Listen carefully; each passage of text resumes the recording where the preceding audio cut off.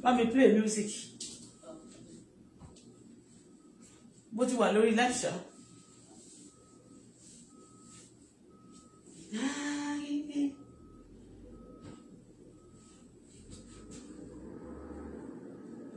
I love you, baby. I love you, baby. I love you.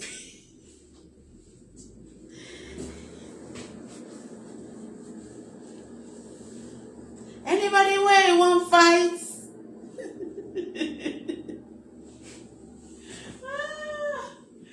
All delight.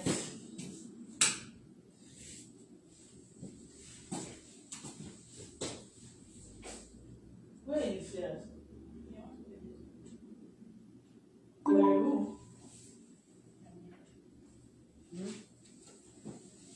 Bami gbé iná. Bami gbé megida náà sí.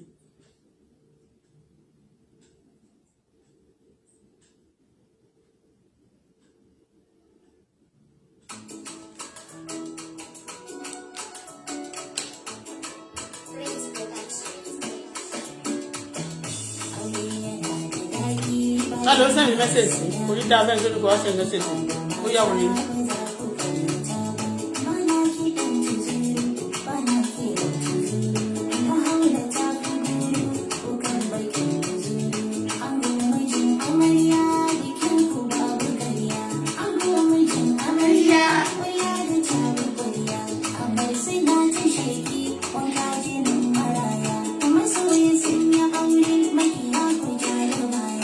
Natural face.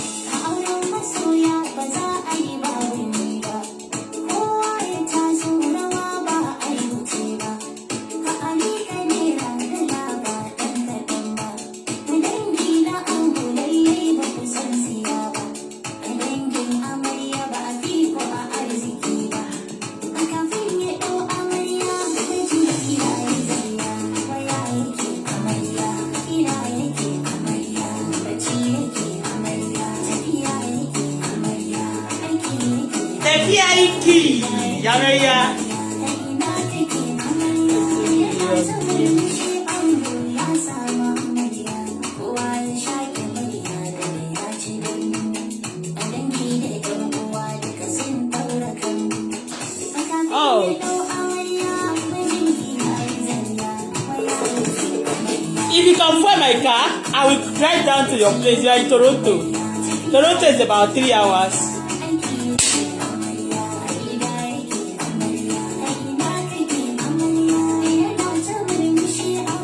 And if you can come to Ottawa, we just meet at the Dandro shop. You want to see me? Maybe morning want to.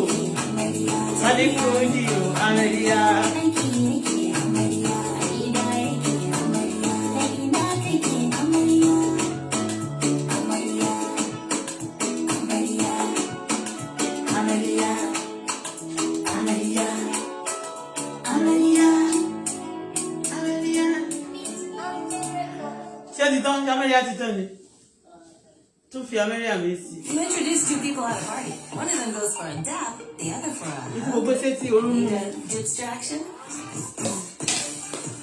Time to start dipping, dunking, and crunching. And it's all good thanks to the Big Dipper from Pizza Hut.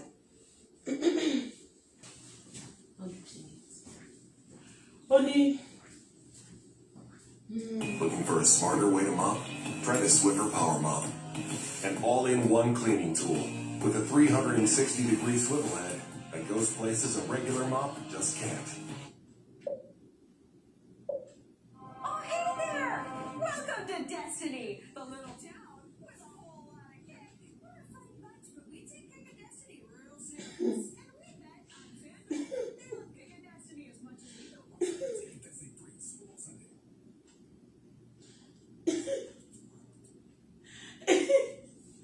Tawa. Oh, really?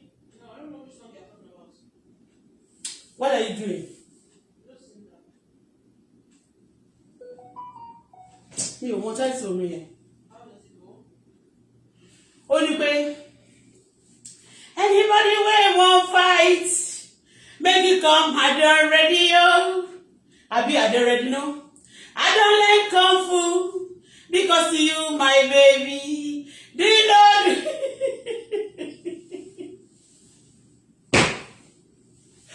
Play it for me again, the baton. Check what it on.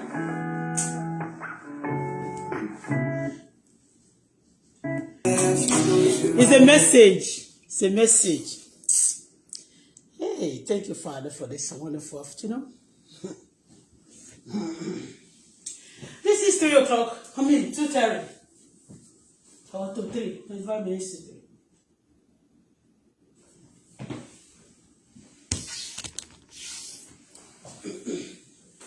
Thank you, Father.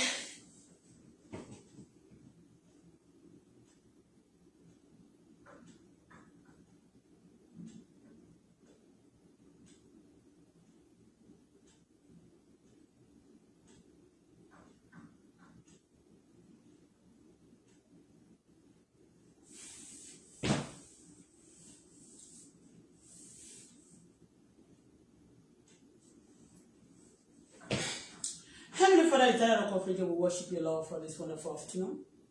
But Father, shall I say thank you so much for everything you have done in our life. On behalf of my darling daughter, I say thank you. On behalf of my wonderful husband, I say thank you, Father. For the wonderful people, we say thank you. For what we have been through, Lord, we say thank you. We appreciate you. For everything, Daddy, I'm grateful. Daddy, be thou exalted, be glorified forever. For the haters, thank you, Lord, for their life. Thank you, Lord, because I, Bola Folashade, together with my daughter, my husband, and our well-wishers all over the world, we shall not die but live to the glory of God.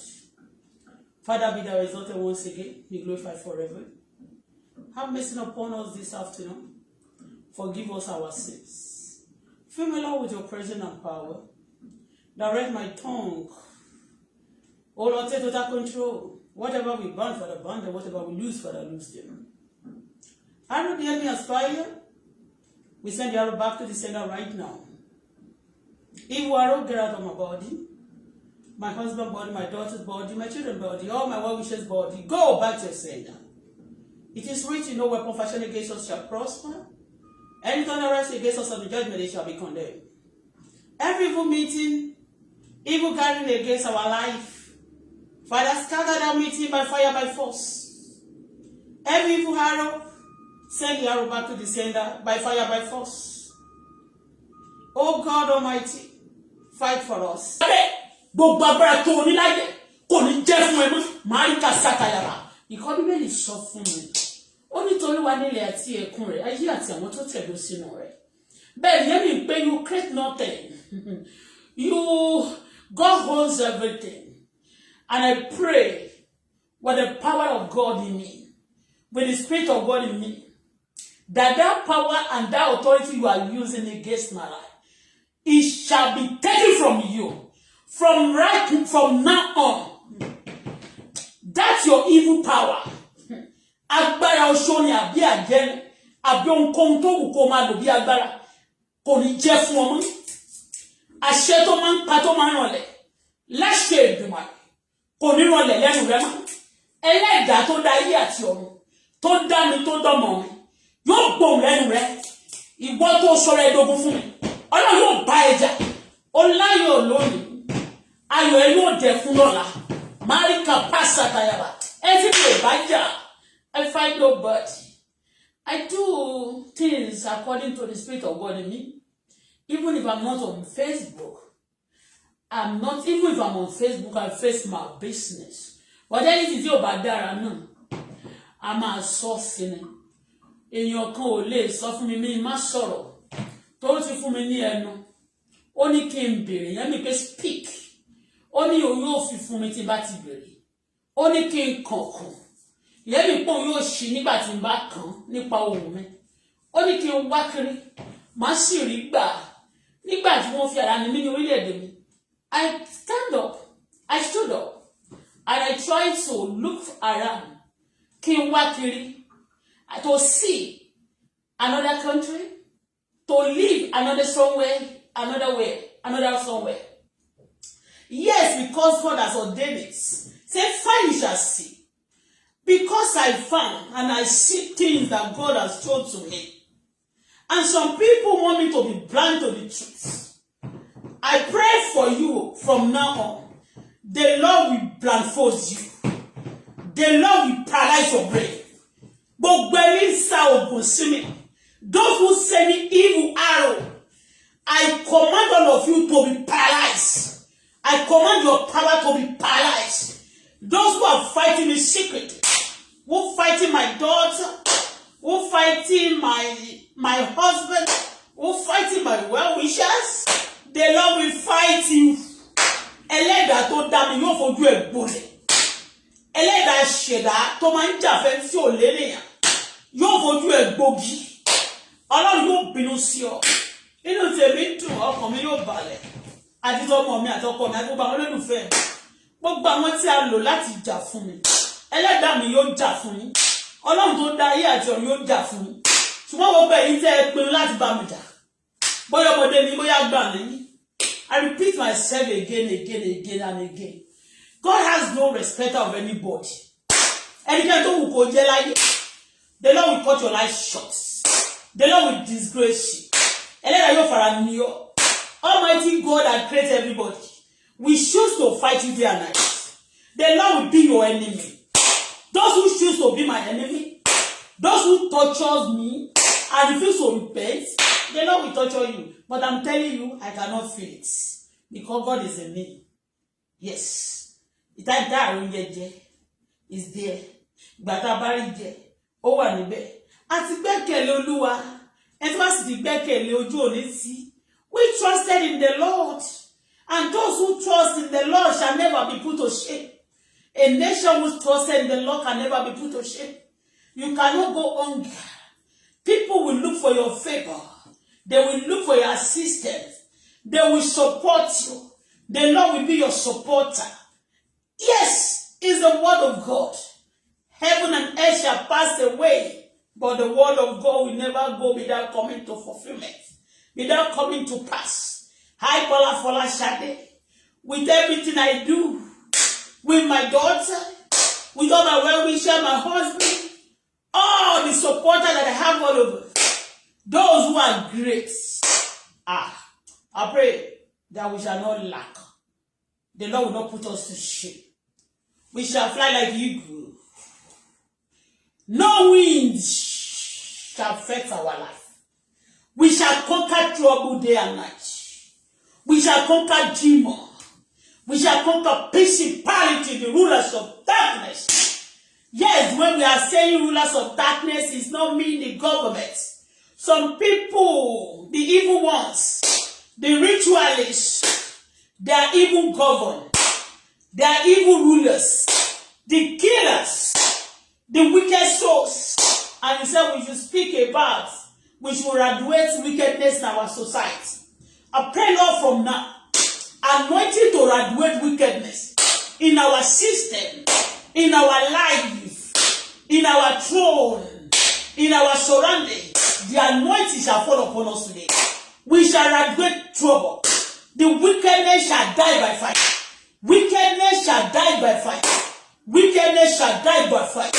Wickedness shall die by fire. But I, Bola Folashade, together with people who love the truth, who love goodness of others. I love goodness of others. But when people are wicked, I cannot put you on my head. I cannot type your anointing. I will reject you totally. Yes, because whatever anointing you respect, that will work for you. Yes, I reject evil. My daughter rejects evil. My husband and all my wife shall reject evil. Our land shall be healed. They own a lot of land. A lot of souls are being haunted. A lot of family are being vandalized. Yes, a lot of pains. I pray God will heal all our pains. We shall be healed. Our pain shall disappear. The Lord will answer us. The Lord will be for us. The Lord will support us. The Lord will wipe away our tears. We have testimony. Revival will reign in our home, in our land. We shall fear the Lord by fire, by force. In the name of Jesus, every evil prophecy against me, against my husband, my children, that evil prophecy is cancelled. In what over, never let it demote to me. May Almighty delete you. Those of you who want to promote me and my daughter, may Almighty promote you and your children and your household.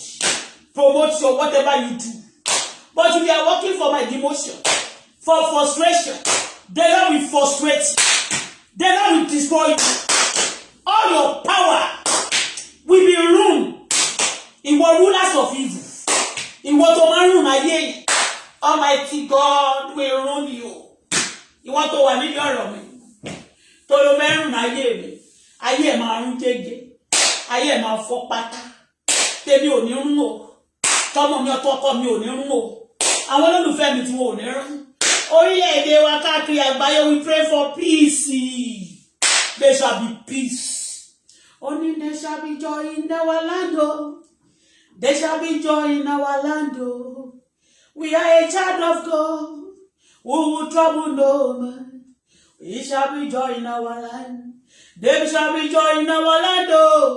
There shall be joy in our home. We are a child of God. We cry no man. There will be joy in our land. There shall be joy in my land, in my life, my daughter's life, my husband's life. In whatever we do, there shall be joy in our land. We are a child of God. We cry no more. There will be joy in our land. There will be joy in our land. There will be joy in our land. We are a child of God. We will cry no more. There will be joy in our land. There shall be joy in our land. There shall be joy in the morning. We are a child of God. We will cry no more. There will be joy in our land. There shall be joy in our land. Our land shall be healed. We shall avoid wickedness. Wickedness we go. I pray every ruler that has wicked spirits, I pray from now, the Lord will change your spirit. It will give you sweet spirits. It will give you Holy Spirit. It will create His love into your heart. And it will create His love, His fear into your heart. You will carry the fear of God. You will have wisdom. You will have understanding. The Lord will make things perfect for you. You'll be a good ruler. You'll be one of the best. In the mighty name of Jesus. You will lead other people who don't fear the Lord. They will follow you. So shall it be. Fear the Lord. Fear the Lord. My people, I will fear the Lord. With me, together with my husband, my children, my well-wishers, we shall fear the Lord. So shall it be. Thank you, Daddy. We worship you, Lord, because you are God. Nobody like you. In Jesus' name we pray. Amen. Gbogbo àwọn ọmọ aláìgbọràn, àwọn àgbà aláìgbọràn lẹ́ẹ̀kan sí. Bíbélì ní mi ò fẹ́ kó ẹlẹ́ṣẹ̀ bí kò ṣe pé ronúpìwàdà. Ọlọ́run bá wa kó sí wọn nínú ètò bá fẹ́ ronúpìwàdà. Má jẹun kú sínú ẹ̀ṣẹ̀. Gbà wọ́n jáde nígbà tó bá gbà wọ́n má pa mí o. Má fi di ẹ̀ṣẹ̀ wọn lé mi lórí. Gbọ́ ìwọ ogun ológun àti wàhálà oníwàhálà ìdààmú onídààmú. Ó ní tèmi àtọmọ àtọkọ mi. Ẹwà Ọlọ́run àtògo rẹ̀ dà. Ó yá máa bú jáde láyé mi. Láyé ọmọ mi àtọkọ mi. Ta ló ń bá mi jà tó ṣàmọ́ ọjọ́ mi kiri fún ibi? Ta ló máa ń fi mí sùn tí mi ìbá tiẹ̀ yẹ fún ìfisùn? Ta ló rí mi tó rí pé gbogbo tí bá ṣe kò tiẹ̀ yẹ fún ìgbéga? Ta ni ẹni náà gan-an? Ọlọ́run tó dá ayé àti ọ̀run. bá mi ṣíjú ibi lé ojú mi ni kò kọ sí ẹ̀dá ojú rẹ̀ jẹ́ kó pọ́n sí ẹ̀dá ẹni ṣàmọ́ ń wá fọ́ọ̀tì mi ẹni wá fọ́ọ̀tì mi ẹni wá ibi fún mi olùwàjẹ́ kójú rẹ̀ pọ́n sí wọn lára bẹ́ẹ̀ lórí kò yí padà. Thank you, Father, because you answer prayer. We worship you, Lord, because you are God. In Jesus' name we pray. Amen. Ọlọ́run ìṣẹ̀lẹ̀ ẹ̀kọ́ sí bàbá gbà àkóso ayé wa. Àwọn tó ń sunkún tí àwọn alágbára ìka ti dá lóró Ọlọ́run ìjọba bẹ̀rẹ̀ wọn lẹ́kùn òun. Àwọn ìka tó wà lẹ́gbẹ̀ẹ́ àwọn ènìyàn rere tí wọn ò mọ̀ Ọlọ́run tún àwọn sí ìka náà. Ìka lẹ́gbẹ̀ẹ́ mi lọ́nà ọmọ mi nírìn àjò ayé wa tó kù nínú ayé yìí. Gbogbo ìka ò ní kó máa tún wọn ní àṣírí o. Àṣírí ìka ò ní kó níwájú ọmọ mi. Ọ̀tá ò ní gbégbá ọpẹ́ lórí èmi àtọmọ àtọkọ àti gbogbo àwọn olólùfẹ́ mi. Ẹni bá ti fẹ́ wá fẹ́rẹ̀ ọ̀tá ò ní gbégbá ọpẹ́ lórí ayé gbogbo wa. Bẹ́ẹ̀ lórí kò yí padà. Ẹ ṣé ẹlẹ́dàá wa, ẹ ṣé aṣẹ̀dá, àyàn ológo, àgbẹ̀ ọ̀gá, Jésù agbára wa. Àmín. The Bible says ó ní bí tá bá ti tẹ̀lé ibẹ̀ yóò gbà fún wa. Orílẹ̀-èdè Canada. The blessing you have not received before, the Lord will. Àlùmọ́nì kan tí ẹ tí ní rí ní orílẹ̀-èdè Canada yìí mo gbàdúrà ẹ̀ fún yín ẹ ò ní bẹ́ẹ̀ lórí kò ní padà. I speak to you the land of Canada. The Lord will bless you with the new resources, with a new testimony, with a new blessing, with a new power. The Lord will heal this land. You will go from glory to glory, from power to power, from joy to joy, from testimony to testimony. I wish you good. So far I continue to live in this land. Goodness of this land shall be my portion, because I wish this place goodness, mercy of God, power of God, goodness of God shall follow me, shall follow my daughter, shall be in me and my husband and my children forever and ever. Amen. And I pray for my land, Nigeria, where I was born originally. You shall be healed. The evil people eating human beings in that land, there are many. Lord, destroy them. Àwọn tí ẹ̀jẹ̀ ti dùn mọ́ láti máa jẹ tó máa ń mu ẹ̀jẹ̀ èèyàn bíi pé wọ́n ń mu ẹ̀jẹ̀ wọ́n ti mẹ́jẹ̀ màlúù bẹ́ẹ̀. Àwọn tó tẹ̀sí ẹ̀jẹ̀ màlúù títí tó wá ń jẹ ẹ̀jẹ̀ èèyàn tó ń mu ẹ̀jẹ̀ èèyàn tó fi ń wẹ̀ fẹ́ jẹ́ wẹ́ group ara kó sán pa gbogbo yín. Ọba tó ń fèèyàn ṣètùtù kó máa gbọ́mọgbọ̀n bí iṣu bó ṣe máa jẹ́ ní ẹ̀kọ́ ní padà. Gbogbo ọba tó bá ti ń fi èèyàn ṣètùtù ayé tó ń pa ọmọ lọ́mọ ó sì ń bí ọmọ tí ó fẹ́ kó yè ọba náà ọmọ ẹ̀ ò ní yè. Bóyá o ti ṣe tẹ́lẹ̀ rí àwọn bàbá náà rẹ ti ṣe ẹ̀ṣẹ̀ láti dáríjì ọ́, ṣùgbọ́n lẹ́yìn ìgbà tí a sọ pé kò dára, tí Ọlọ́run jẹ́ kó mọ̀, tí gbogbo ìyà àgbáyé mọ̀ pé kò dára, tó sì fi wọ̀n sí ìta gbangba pé kò dáa kéèyàn máa fi èèyàn ṣe ètùtù, tó kọ̀ntínú tó tẹ̀síwájú bí ta ló fẹ́ mú ọ tó ń fi èèyàn ṣe ètùtù náà. Bó bá ṣe ń pa ọmọ lọ́mọ kọ́run máa lu tiẹ̀ pa. Bó bá ṣe ń pa ọmọ lọ́mọ kọ́run lu tiẹ̀ pa. Tó bá bí gba ọmọ kọ́run pa wọ́n lọ kó máa pa wọ́n sọnù fún ọ. Bó ṣe ń palẹ̀ onílé lẹ́kún kẹ́lẹ́dàá ṣẹ̀dá pa ẹ́ lẹ́kún. Bó ṣe ń fọmọ lọ́mọ ṣòfò kọ́lọ́run fọmọ tiẹ̀ náà ṣòfò. Give shall be given back unto you. Ìdí bẹ́ẹ̀ sọ fún wa ní ọdún yìí nìyẹn. Ìwé ìfihàn orí 20 àti ẹsẹ̀ 12. Ó lè mí bọ̀ kánkán, èrè mi bẹ pẹ̀lú mi láti san fún oníkálùkù bí iṣẹ́ ọwọ́ rẹ̀. Ìwọ oníṣẹ́ ibi lọ́dún yìí Ọlọ́run yóò ṣẹ̀san fún ọ. Ìwọ ìka ènìyàn ọ̀run yóò gbẹ̀san lára rẹ̀. Orílẹ̀-èdè Nàìjíríà dọwọ́ rẹ̀ lẹ́ẹ̀kan sí. Olùgbàrí èdè náà sí ẹ̀lọ́wọ́ agbára jẹranjẹran mú jẹ mú jẹ fẹ̀mí ṣòfò bàtẹ́ni jẹ́ agbára tó máa ń mú ni káká agbára tó ń mú ni ṣẹrú. Olúwa bá wọn wí, Olúwa fi agbára ìkà náà ṣòfò sọnù. Bẹ́ẹ̀ lórí kò ní í padà.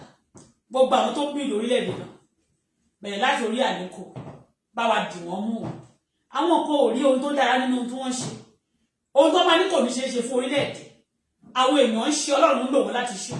Ṣùgbọ́n tó bá ṣe dáadáa àwọn kan wá dìde láti máa dìde ogun sí ẹ. Àwọn tó ń pa èèyàn jẹ́ náà máa sọ̀rọ̀ ńgbà tá a bá ń sọ̀rọ̀. Àwọn tó ń fẹ́yàn ṣe tuntun àwọn náà máa gbẹnu gbogbogbò. Ojú òtì wọ́n mọ́ láti máa ṣe búburú. Ojú òtì wọ́n mọ́ láti máa lọ ṣe kìnnàmù láti máa rọ̀bọ̀. Tó bá ti wá ráwọn tó ń da ilé iṣẹ́ sílẹ̀ tó sì ṣe dáadáa lórílẹ̀-èdè.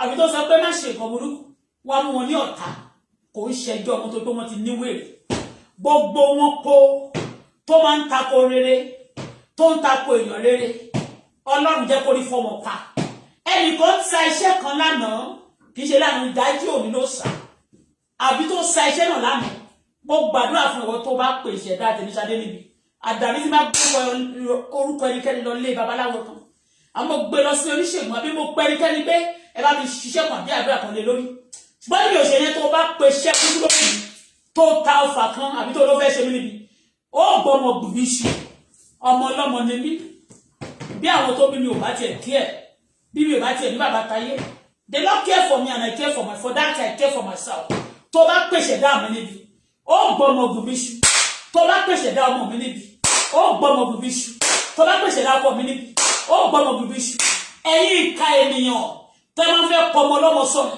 kẹ́sì máa fọmọ yín máa pẹ́ gbogbo gbàdúrà fún gbogbo yín ẹlẹ́dàá yóò ta yín lọ́fà ikú Ọlọ́run yóò ṣí yín kúrò nípò ẹlẹ́dàá yóò pa yín sọ̀rọ̀ ìpakúpa ló máa ń pa yóò gún àwọn ọ̀pọ̀ ẹlẹ́dàá ṣẹ̀dá àti àwọn ogun ọ̀run tí ò kì í gbẹ́rẹ̀ tó wà ní ti ìdá mákẹ́ẹ̀tì wọ́n pa yín nípakúpa wọ́n pa yín yájúyàtì wọ́n pa yín yálàjàlá kálẹ̀ ní tó máa ń ṣe àyájọ́ kan iṣẹ́ ìjọba ti fẹ́ ṣe nǹkan kan á pa èèyàn kan láti fi rúbọ gbogbo èyí tẹ́ ń pọ̀ ọlọ́wọ́ fi rúbọ ni Ọlọ́run pa yín sọnù ìbínú Ọlọ́run dé sí yín lọ́yẹ̀ ní Nàìjíríà those of you who use people for sacrifice they don't destroy you ìjọba orílẹ̀-èdè Nàìjíríà wọ́n ò ní sinmi ọ̀nà bá pa yín ọ̀nà bá gbógun tì yín wọ́n declare war against you you will not have peace they don't break your covenant they don't break your unit they don't destroy your power they don't put you to shame your garden shall be scattered to pieces so shall it be in Jesus' name we pray.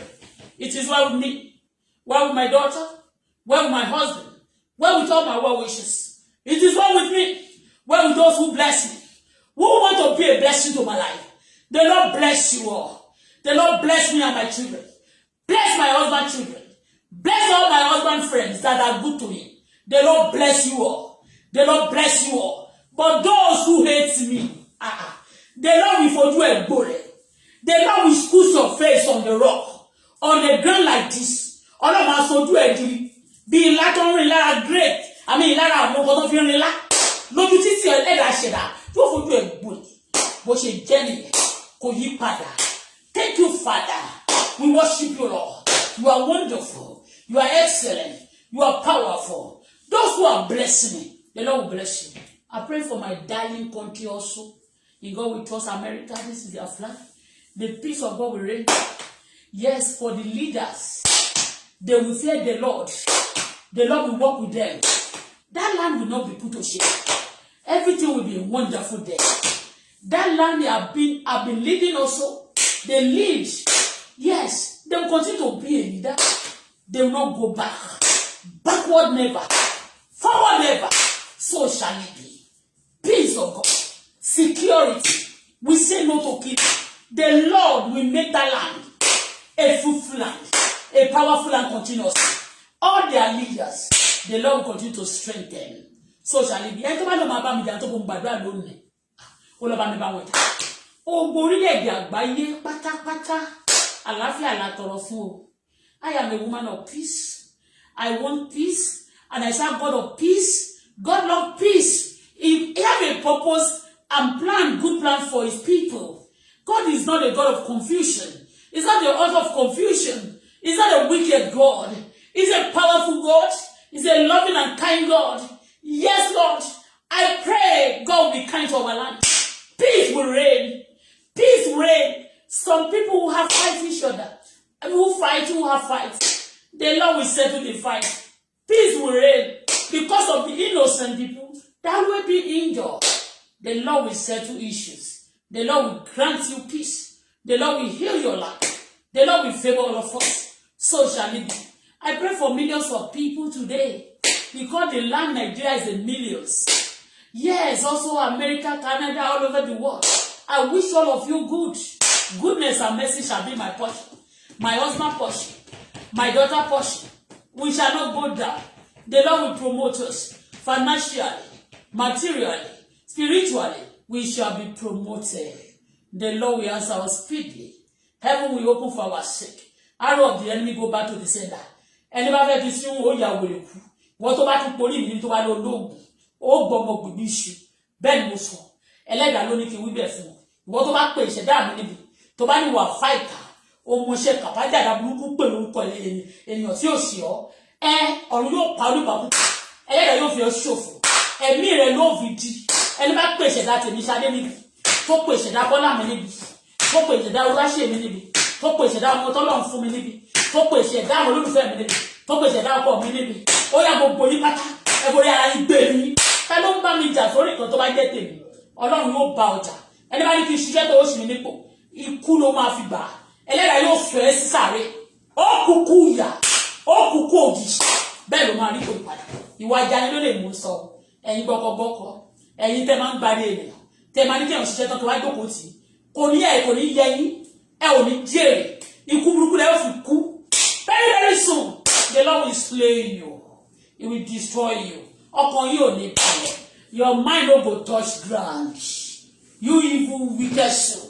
Your mind no go touch ground. So shall it be. In Jesus' name we pray. Lẹ́yìn tí mo gbàdúrà fún sójà Nàìjíríà àwọn ọlọ́pàá Nàìjíríà gbogbo wọn pátá korogodo wọ́n máa declare gbogbo àwọn cultism as a terrorist tí wọ́n bá ṣe bẹ́ẹ̀ ní kíákíá ara máa ní wọ́n pa ṣùgbọ́n bá bẹ̀rẹ̀ sí ṣe ní wéréwéré ara ò ní wọ́n àwọn ọmọ ò ní sọnù Ọlọ́run yóò dáàbò bò wọ́n ó yẹ Nàìjíríà will be settled because there is a wickedness in the land. Wickedness is operating in the land and there are no hiding faces. They are both of their wickedness. And the Lord said to me today, He said we need to eradicate wickedness in our land.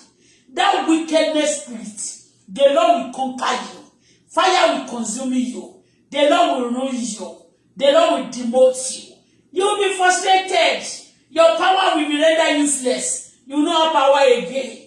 Gbogbo mi tó máa ń para mọ́sẹ́ láti máa ṣiṣẹ́ ibi. Ìmọ́lẹ̀ dé, òkùnkùn àṣírí tú. Yẹ gbogbo iṣẹ́ ibi rẹ̀, agbéwá gbangba, ẹ̀ṣẹ̀ rẹ̀ àti bàbá àti ìyá lájà ẹ̀. Wọn ò ní dáríjì, bẹ́ẹ̀ ni wọ́n gbèsè gbangba ni. Bó ṣe jẹ́ ni òkò ní padà. Wọ́n fi tún gbàdúrà lẹ́ẹ̀kan sí. Gbogbo àwọn tó ń TV nà mí tẹ́lẹ̀ tó ti ronú pàdà. Bá mi dáríjì wọn. Bẹ́ẹ̀ tí ó ti ronú pàdà. Tọ́mi náà mọ̀ mí.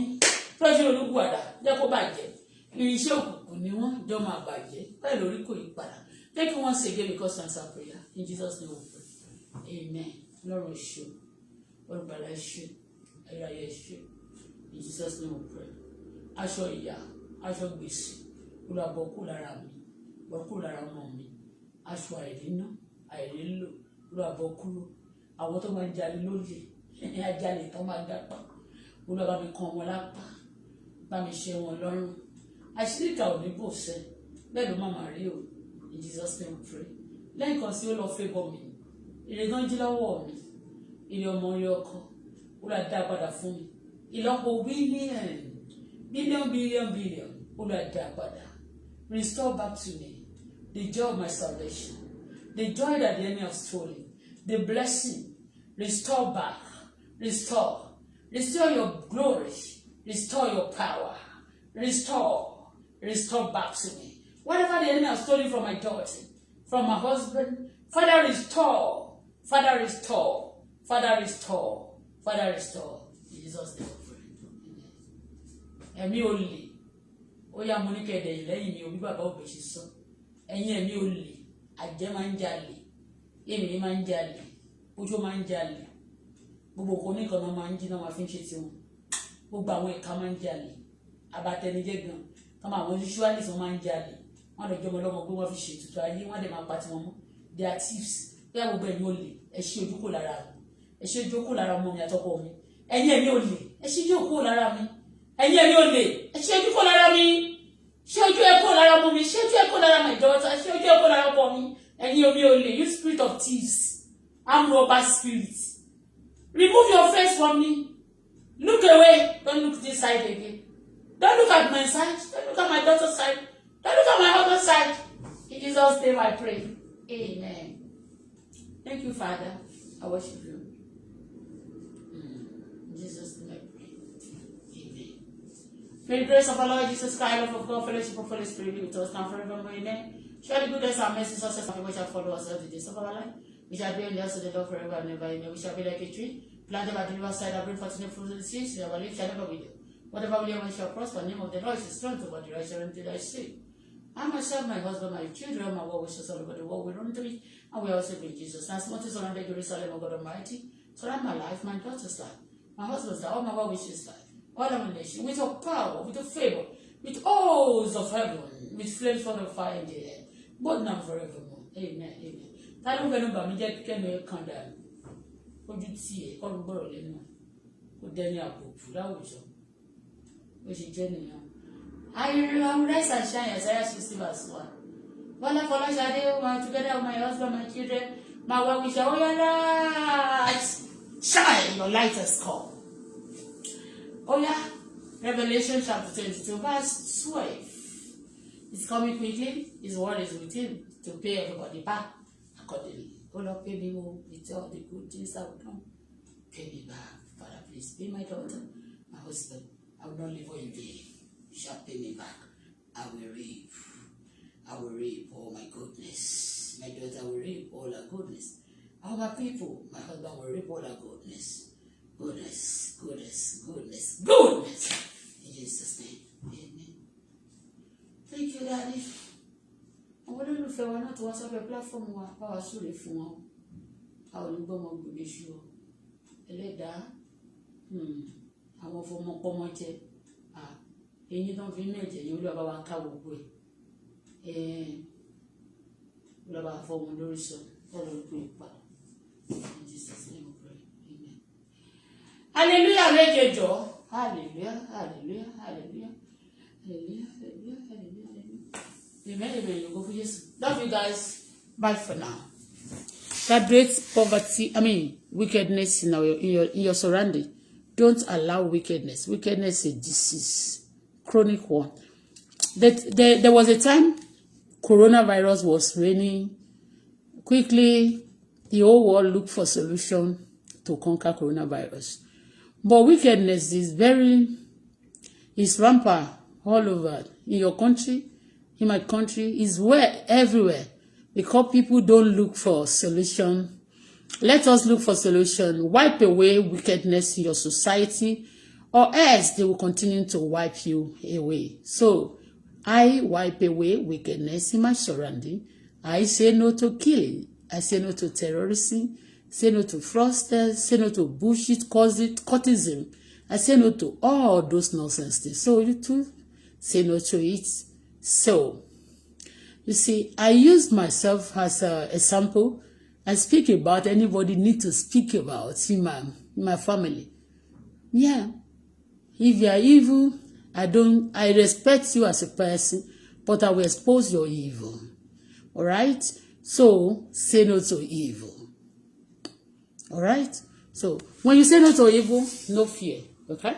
So, eradicate the wickedness, clear the wickedness, destroy wickedness, let wickedness die. Okay? Bible says, suffer not the evil, the wicked to live. Destroy them in your land. So you shall be free. And you shall be safe. Bye for now. Love you guys. I tell you, a lot of people need to go with a lot. In Nigeria, we go with police there every day, despite the recruit police.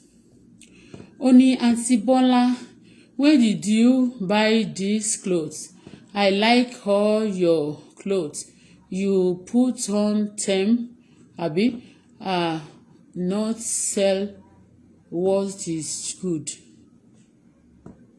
You tell, okay, not tell what is good. Order my gown from Nigeria.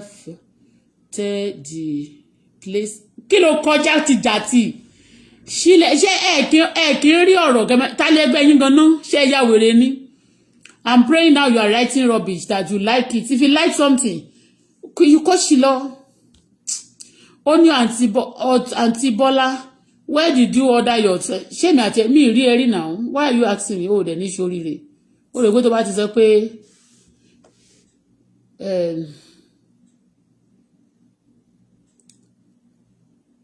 I'm going to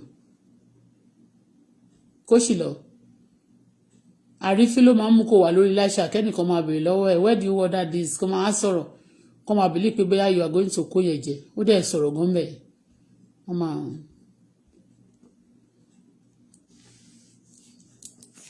anyway tó bá wù ẹ́ kó ti máa order anything yíyẹ dàrú ìyálà yẹ kó tó máa kò sí orúkọ Italian shoot Italian something tí mi ò mọ̀ so anything tó bá wù mí ni mo lè wọ̀ ó ti yé so mi àti ẹ̀ ò dẹ̀jọ́ sí àyín we are not friends even my friend cannot ask me where did you order your things you cannot tell me that you are not my friend so if you come under my platform for the first time and you are asking foolish questions you think I'm going to be talking to you that alegbe ó sì lọ. You're not my friend. Who are you? Where are you coming from? Bolo timbo to loko loro. Ẹni tó bá wù mí mo lè wọ̀.